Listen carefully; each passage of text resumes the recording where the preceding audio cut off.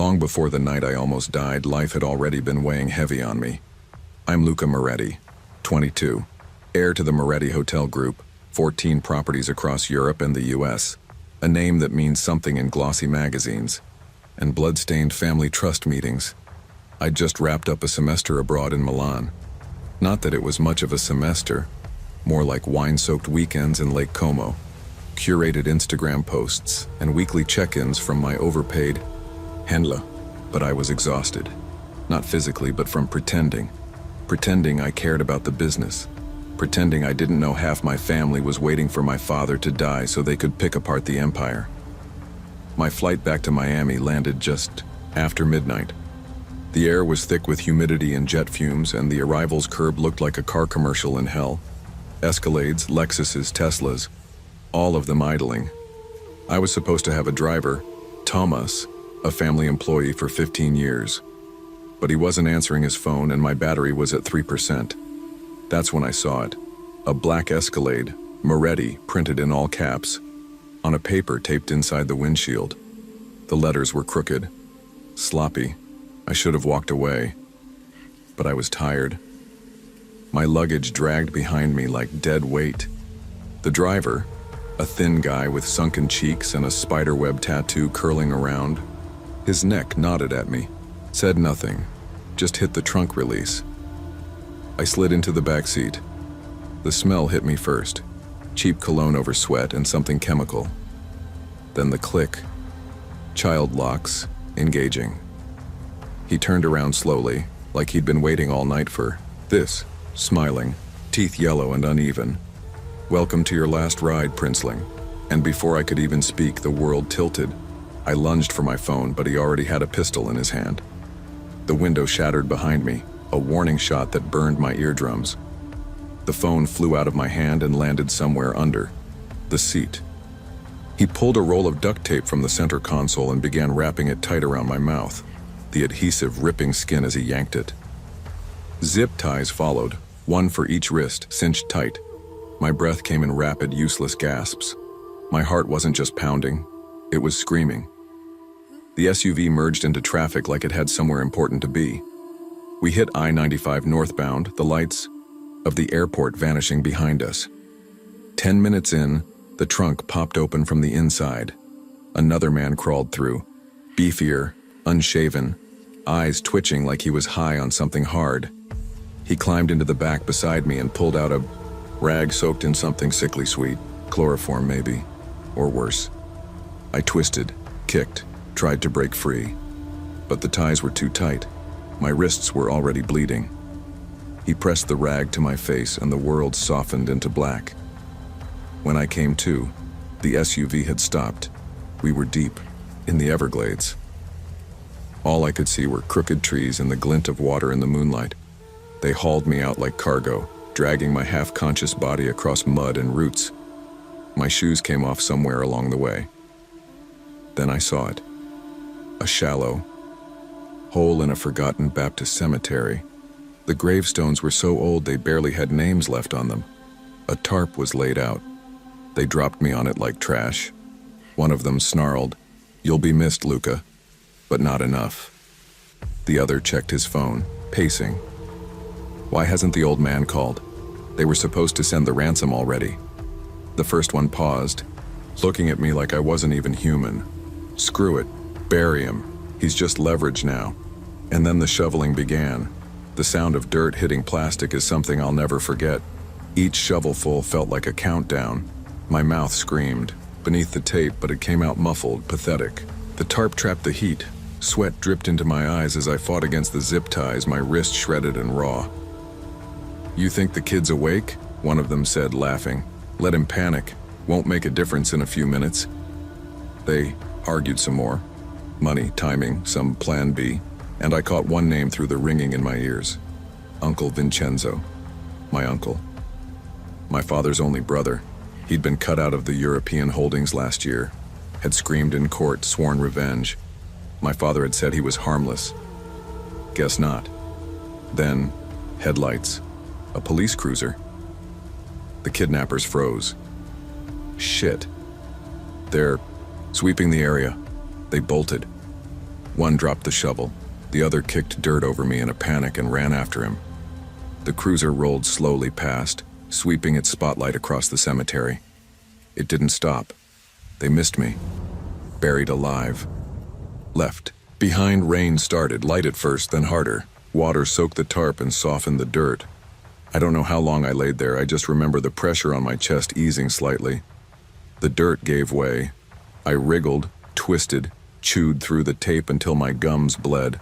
My right hand slipped, free. I clawed through the wet soil, coughing up mud, and then I was out. Face down in the grass, body trembling. My suit was ruined, my skin torn and blistered, but I was alive.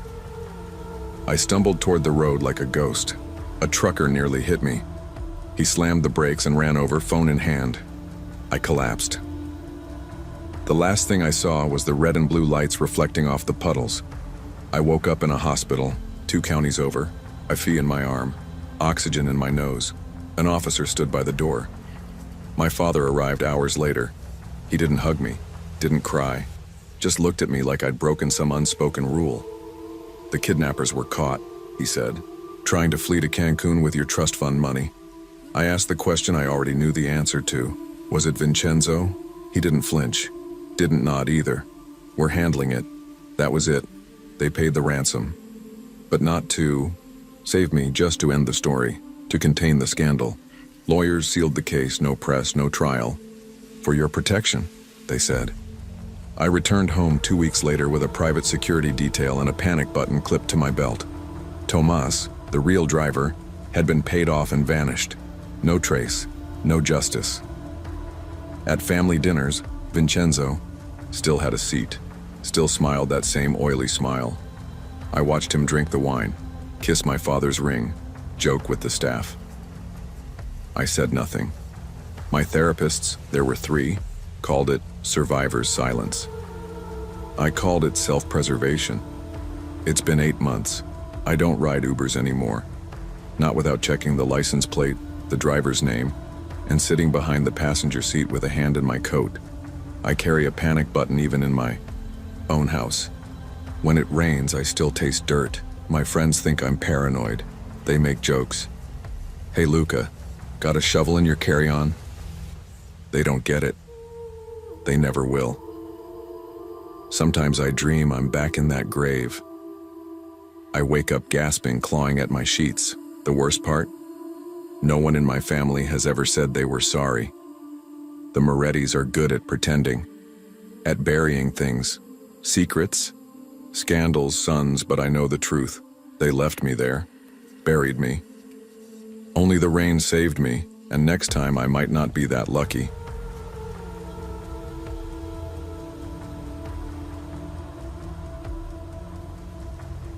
People think fighters are fearless. They're wrong. We're just used to pain.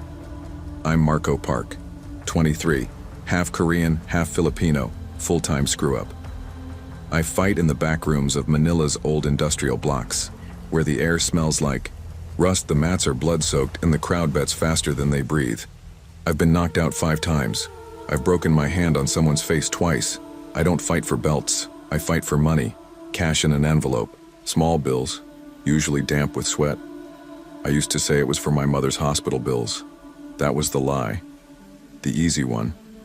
In truth, she's been dead for 3 years. Died on a Tuesday. It rained so hard the hearse got stuck in the cemetery. Mud. I wore a white barong with blood on the collar from a fight the night before. People whispered. But I don't remember the funeral. Not really. My brain won't let me. So I tell myself she's still alive. I walk into St. Agnes Medical once a week and hand a wad of bills to a nurse who doesn't exist. They humor me. Maybe they think I'm delusional, or maybe they're too tired to ask. My mom was everything. My dad, just a shadow, a memory with cigarette smoke for a face. He left when I was 8. Korea. That's all I know. So when the call came, it didn't feel real. Mr. Park, your father is dying. He wants to see you in Seoul.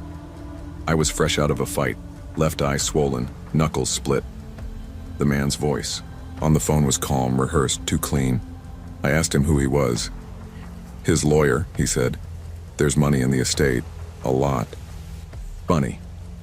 That's what made me say yes. I told myself it was for my mom, but my mom was dead. I just didn't want to admit I was still living for a ghost. I booked the flight that same night. Cash ticket. One way. Manila to Incheon. No checked bags, just a gym duffel with 3 shirts, 1 photo, and a half-empty bottle of rubbing alcohol for my bruises. I was bleeding from the mouth when they called my boarding group. I passed the time staring at the airport's flickering fluorescent lights, wondering what the hell I was doing. The flight was mostly empty. A red-eye. I took seat 12A, window. My hoodie smelled like iron and sweat. I closed my eyes, telling myself it was just a ride, just a visit. Then the man sat next to me. Tall, thin, Korean, wrinkled suit, clean fingernails. He smiled like someone who had read too many obituaries. His breath smelled like peppermint.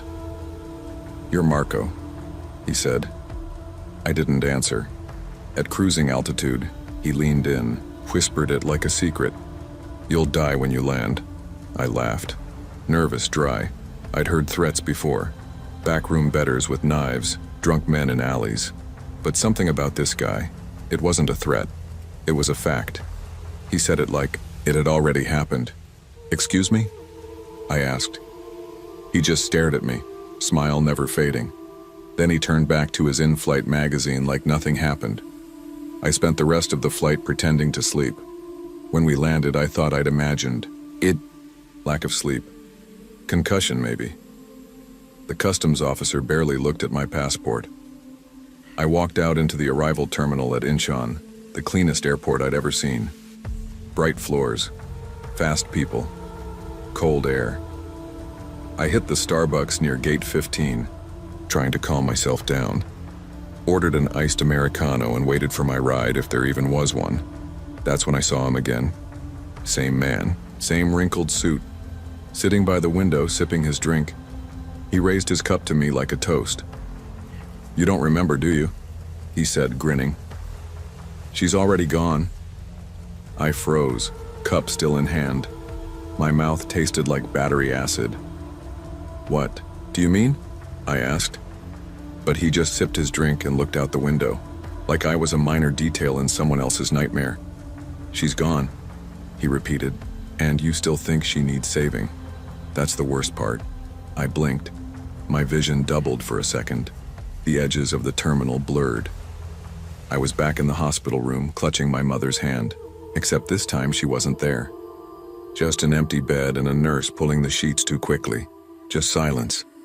"You're not real," I whispered. He stood, tossed his empty cup, brushed imaginary lint off his jacket. "I'm as real as the lie you live inside." He walked away. No bags, no gate, just vanished into the flow of people. I chased him, ran past kiosks, through security stairs, past glass walls and confused tourists. But he was gone.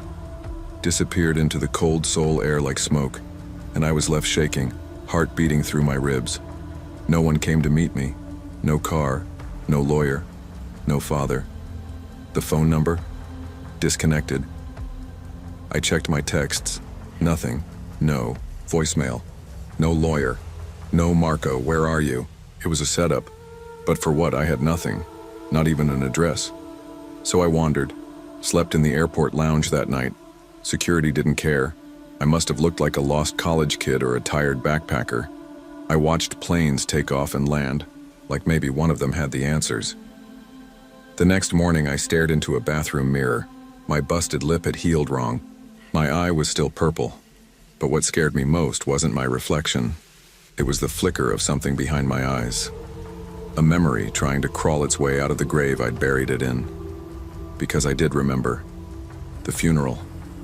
The rain. The moment. I kissed my mother's forehead and told her I'd make things right. I just lied to myself for so long I forgot how real it all was. I didn't have a plan. I had instincts. And mine said to get out. I rode the AirX train toward Seoul Station. Packed, silent, everyone buried in their phones. I sat there, invisible, watching my reflection in the window like it was someone else's face. I searched the lawyer's number again. Gone. I Googled my father's name, at least what little I remembered. Park Jun-ho, Korean businessman. Dead, apparently. Died in 2019. 4 years ago. Same year my mom passed. Weird timing, even weirder. I found an obituary with a photo. It wasn't him. Not the man I remembered yelling in our kitchen. Not the guy who left. Just some stranger, someone's messing with me. I checked into a cheap motel with cash. Used a fake name. Couldn't sleep. My hands wouldn't stop shaking. By morning, I'd convinced myself I imagined everything. Maybe I'd hit my head too. Many times, maybe I was cracked until someone slid a note under my door. No sound. No knock, just a scrap of paper. You left something behind, no name, no handwriting, just that one sentence. And underneath it, tucked into the fold, a photo of my mother. One I'd never seen. She was younger, in Seoul, smiling, holding a baby, holding me. I dropped the photo. My knees hit the floor. She'd never told me she'd been back to Korea. Never mentioned that apartment, that coat, that man standing in the background. It was the man from the plane. My father, my enemy, my ghost. None of it made sense. And maybe that was the point. Because I was beginning to realize this wasn't just a scam. Someone wanted me to wake up. Someone wanted me to remember. And someone wanted me dead before I did. I didn't fly home. There was nothing to go back to. The Manila I left behind was a city of ghosts. My mother's shadow in every alley. My own fists bloody from fights that didn't matter. I thought Seoul would be different. A place to start over. Or at least to understand who I was. But the truth is messier than memory. The photo proved one thing. My mother lied too. She wasn't just a sick woman in a hospital bed. She had a life before me. A secret one. And my father wasn't just a man who left. He was something more dangerous. Something watching me. I stayed in Seoul for weeks. Following clues that led nowhere. Chasing shadows in subway stations. Every time I saw a man in a suit, my breath caught. Every time it rained, I thought about the funeral. I never saw the peppermint man again, but I feel him. In mirrors, in crowds, in dreams. And the worst part? I still go to hospitals. Still walk into lobbies with cash in hand. Still ask for room 407, even though I know it doesn't exist. The nurses look confused, some pity me. Some are afraid, but I can't stop because the lie, that she's still here, is softer than the truth. And I'd rather bleed for a ghost than heal in silence. They say flights end when wheels hit the ground, but mine never landed. I'm still stuck in that moment, seat 12A, beside a stranger who knew everything I tried to forget. And now, I can't tell what's worse, that I was lied to, or that I was willing to believe it.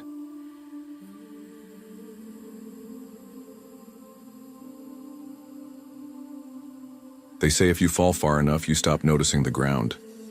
3 years ago, I was guiding 747s through New York airspace.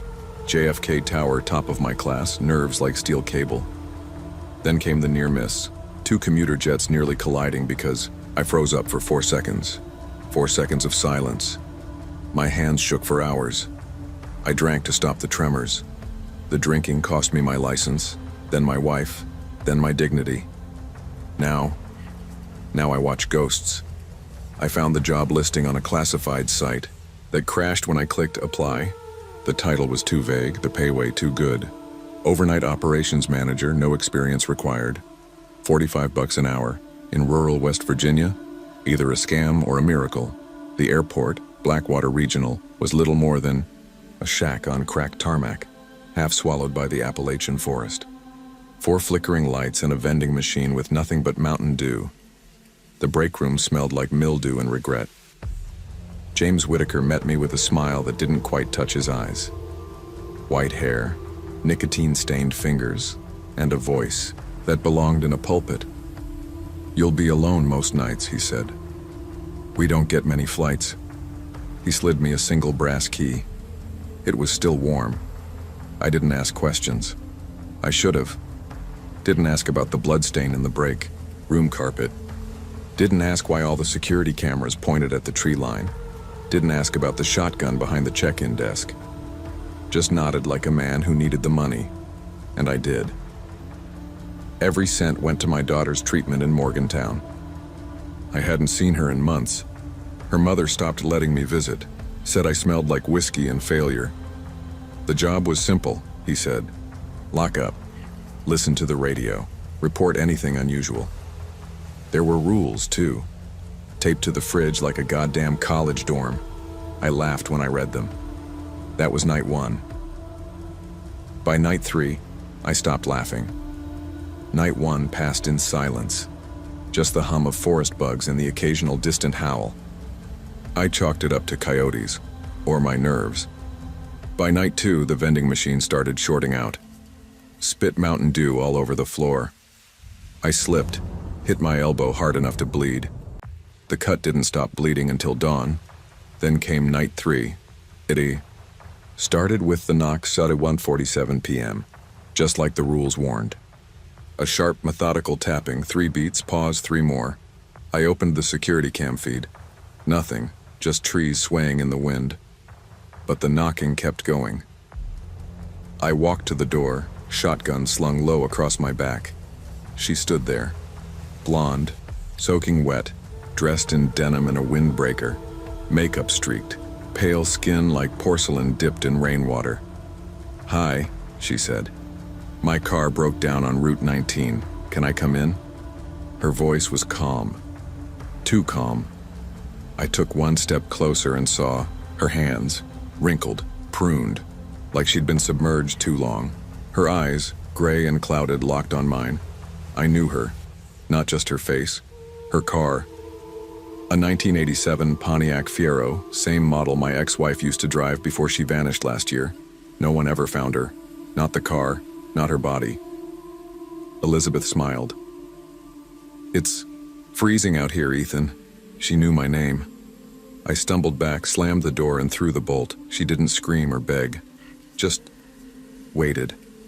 I watched her on the camera feed. She stood there until 12:32 a.m., unmoving, then turned and walked into the trees. I checked for tire tracks. None. No rain. No car. Just wet footprints that stopped at the door and disappeared into dust. I reread the fridge rules 10 times that night. I didn't sleep. And I didn't open the door again, no matter what I heard scratching at the windows. By night 4, I kept the shotgun loaded and the lights dimmed.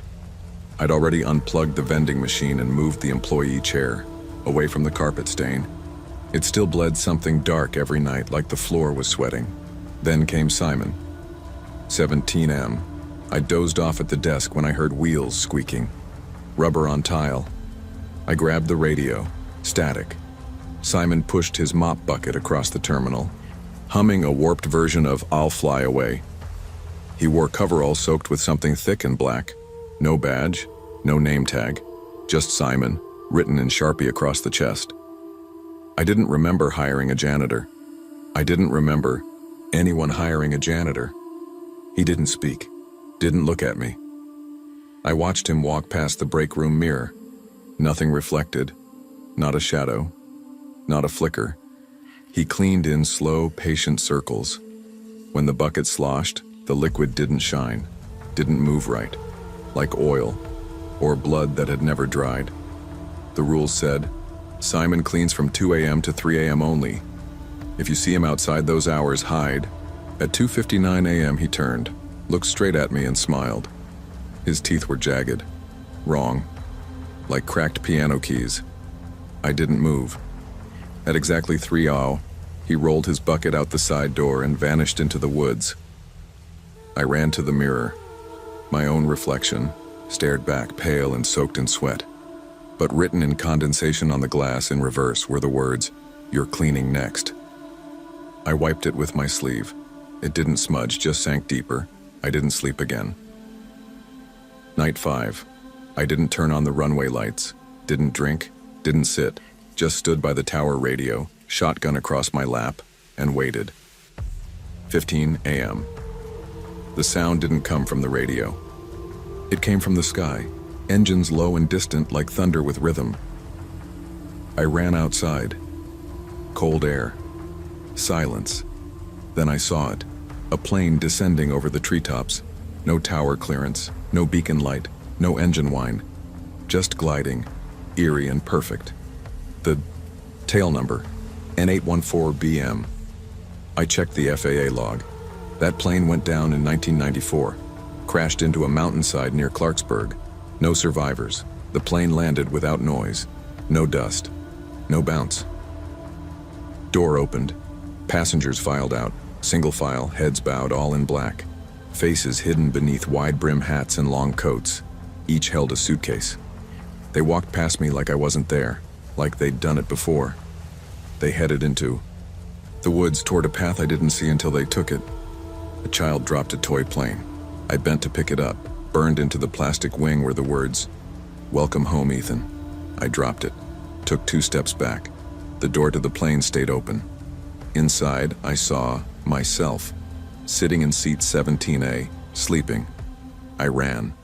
Didn't stop until the vending machine caught fire behind me, hissing like it was breathing. It's my 6th night. I haven't eaten, haven't showered. My daughter's nurse stopped texting back. My bank account's been drained. I checked the payroll records. Every paycheck went to a closed account in my name. I never set it up. I found James's file, marked deceased, 2001. Same day his photo disappeared from the office wall. Then I found the logbook. My name, signed in fresh ink. Next Thursday. I haven't written it yet, but I will. I already know how this ends. The shotgun only has 1 shell left. I clean now. Simon left me the bucket. I hum, "I'll fly away" when I mop the blood that appears at 2:13 every night. Elizabeth knocks. The plane lands. They keep coming. And I keep staying, because some contracts don't end. Especially the ones written in blood. Especially the ones you don't remember signing.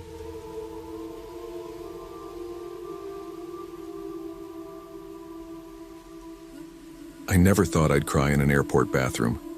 But there I was, Redmond International 2021, locked in a stall with my head against cold tile and my phone at 4% battery. My wife, Grace, had just texted, "Should we sell the crib?" That was her way of asking if we were broke, which we were. 2 weeks ago, my startup, Edgebox AI, a company that made predictive modeling software for healthcare systems, decided I was non-essential. Right before my paternity leave. No severance, no insurance, just a LinkedIn email from my CTO saying, "We're pivoting, nothing personal." Since then, I'd been spiraling, burned through $2,000 in rent and groceries, down to 3,000, maybe less. And now I was flying to Chicago for an interview I wasn't even sure I wanted. Coach seat, layover in Redmond, delayed 8 hours. The airport was a tomb. Half the lights flickered like they were mourning the 2019 travel season. A shuttered Starbucks, a vending machine taped with an out-of-order sign, and caution tape over every 3rd seat. Even the smell, antiseptic mixed with stale pretzels, smelled forgotten. I took a seat near gate B4, opened my email. The subject line hit like a punch. "We're moving forward with other candidates." My stomach twisted. Then, as if timed to ruin my night completely, the screen dimmed. Phone dead. I leaned back, staring at the ceiling tiles, trying to remember the last time I'd felt safe. Probably Grace's first ultrasound. Or maybe before that, before Edgebox. Before everything I built crumbled in a Slack message. And then the whisper came. "Mr. Cho." It echoed from the terminal speakers. Static. A voice too smooth, too calm. Not the usual gate agent tone. More like someone trying to sound human. I sat up fast. No one in sight. Except a janitor mopping near B4. Odd thing was, the bucket wasn't water. The liquid was dark, thick, almost like oil. And it left. A trail leading to the women's restroom. I blinked, rubbed my eyes. When I looked again, the janitor was gone. Just me, flickering lights and that trail of black on white tile. I tried to shake it off. Stress, sleep deprivation, maybe even guilt. I'd been carrying so much of it lately it felt like a second spine. Guilt for being laid off. Guilt for being halfway across the country while Grace struggled with swollen ankles and baby registries. Guilt that I wanted this job in Chicago, even though it would mean moving before the baby arrived. I found a bench near a shuttered Hudson News, hoping to charge my phone. Behind the kiosk, tucked under a half-broken counter, there was a forgotten outlet. I fished the cable from my backpack, plugged it in, and leaned back. That's when I felt it. A soft brush against my ankle. Cold, damp, like ice or maybe raw meat. I jerked my foot back, and there, under the kiosk, was a hand. Pale. Fingers, too long. Nails cracked and blackened. A faded blue airport security bracelet hung loosely around its wrist. The hand didn't grab me, it just reached. Slowly. Almost curiously. I scrambled back, knocking over my coffee cup and nearly tripping over the bench. By the time I got my bearings, the hand was gone. I crouched, looked under the kiosk. Nothing. Not even dust. I wanted to leave. Every nerve in my body told me to walk out into the Oregon cold and never look back. But I couldn't. My ticket, my future, my dwindling savings, everything hinged on getting to Chicago. So I sat back down. Tried not to think. Tried not to look at the dark smudges on my shoes. Behind me, somewhere in the terminal, I heard the janitor's mop again. Except it didn't sound like water being pushed. It sounded like something being dragged. I don't remember falling asleep, but I remember the lights. One blink, then another, then all of them flickering in rhythm like the terminal was breathing. I looked up, and something dropped from the ceiling. Not fell. Crawled. A figure in a rotted flight attendant uniform. United Airlines. Her name tag read, Carla. Her body, twisted unnaturally as she moved, spine arched backward, one arm dragging behind like it was broken. Her jaw was unhinged, mouth hanging wide. Her eyes were milky and full of broken capillaries. Her neck, God, her neck was bent just like David Chen's. David was the CEO at Edgebox, the one who jumped from the rooftop after layoffs started. He'd said, "We're all just inventory," before he went over the edge. Now his broken posture mirrored hers. She crawled toward me, each limb stretching too far, too smoothly. "They all say no to you, don't they?" She hissed. I couldn't move, couldn't scream. She came closer. Then, the lights cut out, darkness, silence. When they came back on, she was gone, and I was sobbing. Bent over, trembling. My hands, covered in blood. My wrists raw from scratching. A gate agent shook me awake, said my flight was boarding. My phone, somehow back in my pocket, buzzed. 17 missed calls from Grace, a battery that still read 4% despite being plugged in for hours, and a draft message I never wrote. "Tell the baby I'm sorry." As I walked down the jet bridge, I looked out toward the tarmac. There she was, the janitor. Same face, same eyes, but now her uniform was crisp. Her skin smooth, she stood straight and tall, she smiled and mouthed, "Next time." I didn't sit during the flight. I stared out the window the whole time, watching clouds that never seemed to end. The interview was a bust. They asked why I had bandages on my wrists, why I kept flinching, why I couldn't stop looking at the air vent in the corner of the room. Didn't have answers, and somehow my return flight got rerouted, through Redmond. At home, Grace didn't say much. She just showed me the ultrasound. In every frame, just behind the baby, was a shadow. Tall, too thin, watching. That night, an email came. From Redmond Airport HR subject line. "We found your lost item at gate B4. Attached was a photo of my wedding ring, sitting in a mop bucket." Now, every airport announcement sounds like it's saying my name. My daughter smiles at empty corners. And my resume? Lists jobs at companies I've never heard of. But the real horror isn't what I saw. It's knowing I left something behind at Redmond, and something else followed me home.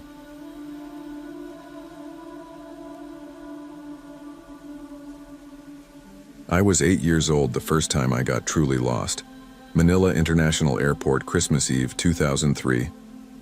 The terminal was overflowing with people and noise. Tagalog announcements boomed from the intercom, while English translations crackled behind them. Everyone was going somewhere, but no one looked where they were going. The air was thick with heat, sweat, roasted peanuts, and duty-free perfume. I remember clinging to my dad's sleeve like it was the only solid thing in the world. My parents were fighting again. My mom wanted to stay in the Philippines to care for her sick father. My dad wanted us back in Michigan before New Year's. "You said 2 weeks," he snapped, pointing with his passport like it was proof. She answered in fast, angry Taglish. I didn't understand most of it, but I understood the tone. They forgot I existed for a minute. 1 minute, that's all. It took. Drawn by the glittering duty-free signs and shelves of candy, I let go. I wandered toward a kiosk with lollipops stacked like pyramids. I was sure they'd see me, turn, laugh, call me back. But they didn't. The crowd shifted. A woman bumped into me. I stepped to the side. Then they were gone, swallowed whole by the moving bodies. At first, I stayed put. Dad always said, "If you get lost, don't move." But time passed. 5 minutes. 10? I started walking, my throat tight. I called for them, but my voice disappeared in the noise.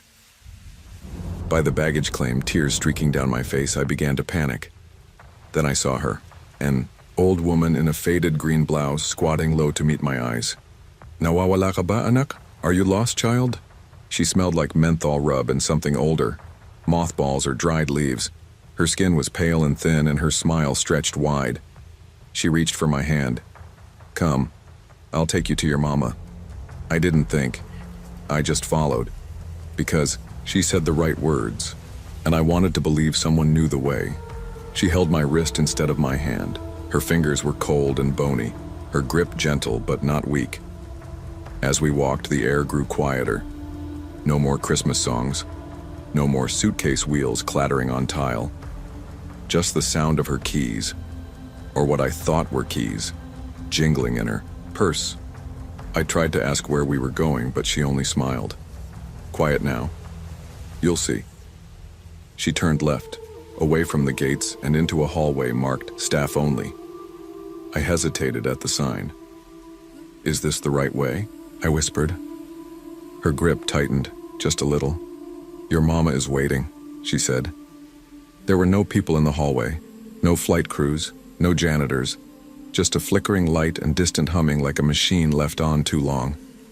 She kept whispering, "Quiet now, quiet," even though there was no one around to hear. That's when I started to panic. My stomach flipped. The walls felt too close. I imagined Dad finding me later, mad, not worried. I imagined Mom crying. And then I looked at the woman's face again. Her smile was still there, but it didn't reach her eyes. They were flat, dark, like the surface of a well. "Where's my mom?" I said louder. She didn't answer. "Let go!" I pulled, but her hand tightened, squeezing the bones in my wrist. That's when I noticed the jingle in her purse wasn't keys. It was teeth. Tiny, dry, loose clicks. Not metal. Something else. Screamed. Loud. And that's when the hallway went colder than the air outside the terminal. I panicked. Pure animal fear took over. I bit her, hard, right on the back of her hand. I didn't know what I expected, maybe a shout or a slap, but what I got was silence, cold silence. The taste of copper flooded my mouth and she let go. She didn't scream, didn't flinch. She just looked at me with those dark, bottomless eyes like something ancient had just been woken. I ran like my life depended on it, like the walls would close in and crush me if I didn't. The hallway twisted in my vision, my legs weak but flying. I crashed into a baggage cart, then straight into a woman in a red flight attendant uniform. She grabbed me as I sobbed and pointed down the hallway. "There was a woman," I gasped. "She tried to, But when I looked back, there was no one, just flickering lights and an empty hall. They paged my parents. My mother screamed when she saw me, pulled me into her arms like she was trying to reabsorb me. My dad yelled, 'Never run off like that,' while security explained that they'd found me near a restricted maintenance corridor. No one asked about the woman. Not really. I tried to tell them, but Dad said I must have imagined it, panicked, wandered, made up stories. Mom cried the whole flight home, but I remember her skin, her voice, the way she walked without making a sound, and I remember the dry rattle of her purse. That was not a dream. I'm 28 now. I haven't been back to the Philippines since that day. Not because I'm scared of the country, I'm scared of the airport. Any airport, really. I avoid them when I can. I drive across states rather than book a flight. When I can't avoid it, I carry strong mints and menthol balm in my bag to fight back panic attacks. Sometimes just the scent of it makes my hands shake. I told a therapist once. She said it was a childhood trauma reframed as supernatural. Maybe. I wish I believed that. I've Googled similar stories, urban legends, folklore. None fit. No one else mentions the keys that weren't keys. But she shows up sometimes. Still, in dreams. In the corner of my eye while I stand in line for boarding. Most recently, I flew to LA for work. The gate was crowded, loud. I tried to calm myself, breathe through it. Then I saw her. At gate 14, same green blouse, same hollow eyes. Her mouth opened. Nawawala ka ba? And she smiled. Wider than any human mouth should. I didn't scream. Didn't run. I just stood there frozen like that little boy who bit her hand and ran down a hallway 20 years ago. She didn't come toward me. Just stood still among the passengers like she belonged. No one noticed her. No one even looked. Then the gate agent called my name, and when I blinked, she was gone. I still have the scar on my wrist from her grip. Faint, white, crescent-shaped marks. My mom doesn't remember that day the way I do. She says I got turned, around in the crowd. My dad passed away 2 years ago, still believing I wandered off because I was stubborn. But I remember. She was real, and she waits. At gates, in corners, in every airport I pass through. And someday, when I'm too tired or too slow, she'll ask again, "Are you lost?" And this time, I might say yes.